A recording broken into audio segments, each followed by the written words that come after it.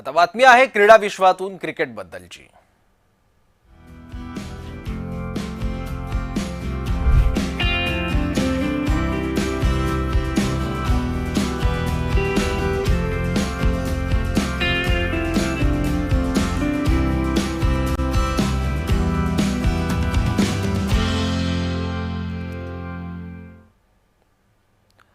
रविवारी मुंबईत झालेल्या एकदिवसीय विश्वचषक स्पर्धेच्या अंतिम सामन्यात टीम इंडियाने बाजी मारली आहे।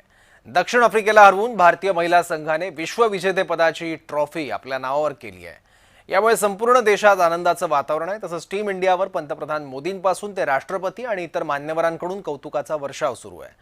पण टीम इंडियाचा विजय हा फक्त महिला संघाचा विजय नाही, तर यामुळे असंख्य तरुणींना आता क्रिकेटच्या मैदानात उतरण्याची प्रेरणा देखील मिळणार आहे। त्यामुळे भारताच्या महिला क्रिकेट जगातील हा प्रेरणादायी क्षण ठरलाय। पाहूयात या विजयाचा हा प्रवास।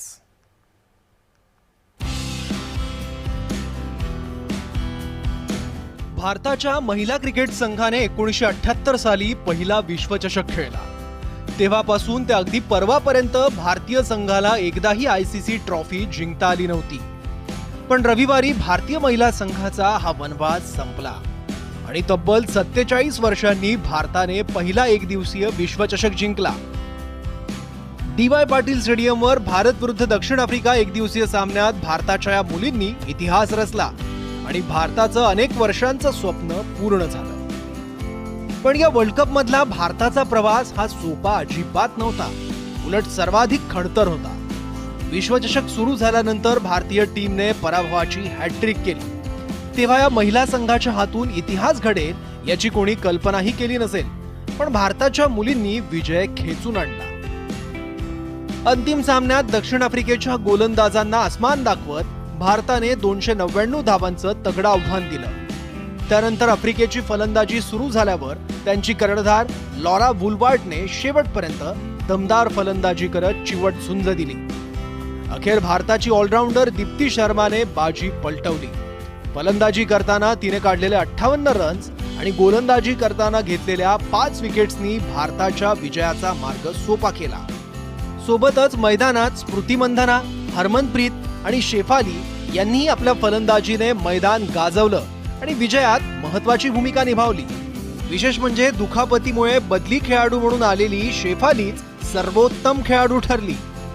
फायनल मॅच मध्ये तिने 87 धावा केल्या, त्यामुळे तिला प्लेयर ऑफ द फायनल पुरस्कारही देण्यात आला।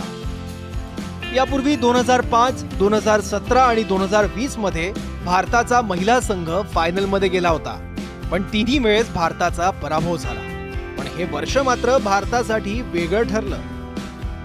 संपूर्ण वर्ल्ड कप मध्ये भारतीय संघातल्या खेळाडूंची कामगिरी बघितली तर ऑलराऊंडर दीप्ती शर्मा सर्वोत्तम खेळाडू ठरली आहे। एकाच स्पर्धेत सर्वाधिक विकेट घेणारी खेळाडू ठरली आहे। टॉप गोलंदाजांमध्ये दीप्ती शर्मा पहिल्या स्थानी आहे। स्मृती मंधानाने भारतासाठी सर्वाधिक धावा केल्या आहेत।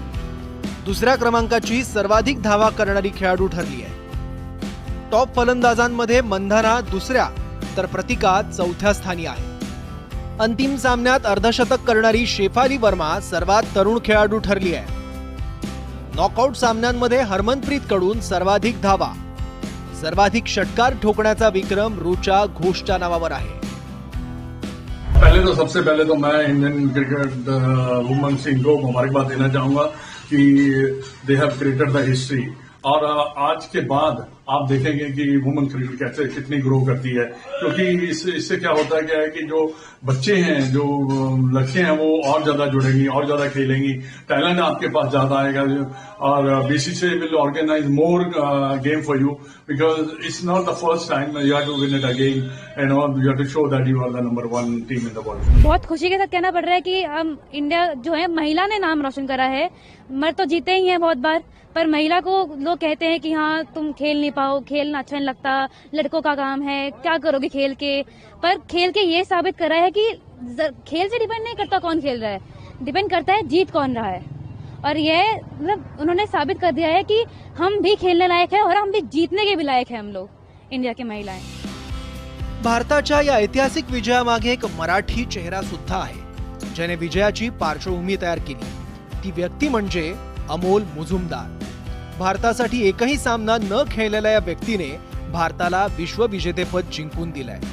मुजुमदार हे रमाकांत आचरेकरांचे शिष्य. रणजी क्रिकेटमध्ये डेब्यू करताना सर्वाधिक धावा करण्याचा विक्रम मुजुमदारांच्याच नावावर आहे. पण तरीही टीम इंडियाची जर्सी घालण्याची संधी त्यांना कधीच मिळाली नाही. त्यानंतर रमेश पोवार यांच्या जागी प्रशिक्षक पदाची जबाबदारी घेतल्यानंतर त्यांनी संघाला नवसंजीवनी दिली. ड्रेसिंग रूम मधील मतभेद मिटवत शिस्तबद्ध पद्धतीने नियोजन करत प्रत्येक खेळाडूंवर काम केलं आणि विजयाचं स्वप्न प्रत्यक्षात आणलं. विश्वचषकात त्यांनी अनेक धाडसी निर्णय घेतले, नौख्यांना संधी दिली, जेमिमा रॉड्रिग्सला पहिल्या फळीत उतरवलं. सगळ्यात महत्त्वाचं म्हणजे खेळाडूंवर विश्वास ठेवला आणि तोच विश्वास त्यांच्या टीमने सार्थकी लावला. या विजयात मुजुमदारांचंही योगदान प्रत्येक मराठी माणसासाठी सुद्धा अभिमानास्पद आहे. या ऐतिहासिक विजयानंतर सुद्धा भारतीय खेळाडूंच्या एका कृतीने अनेकांची मनं जिंकून घेतली. ते म्हणजे या विजयानंतर भारतीय टीम जल्लोष करताना आफ्रिकेचा संघ मात्र पराभवामुळे भावनिक निराश झाला होता. त्याचवेळी जेमिमा आणि राधा यादव यांनी ते बघितलं आणि त्या खेळाडूंकडे धाव घेत त्यांना दोघींनी मिठी मारली. आयसीसीने हा व्हिडिओ शेअर केलाय. त्यामुळे हा विजय अत्यंत विनम्रपणे स्वीकारल्यामुळे भारतीय संघाचं जगभरात कौतुक होत आहे.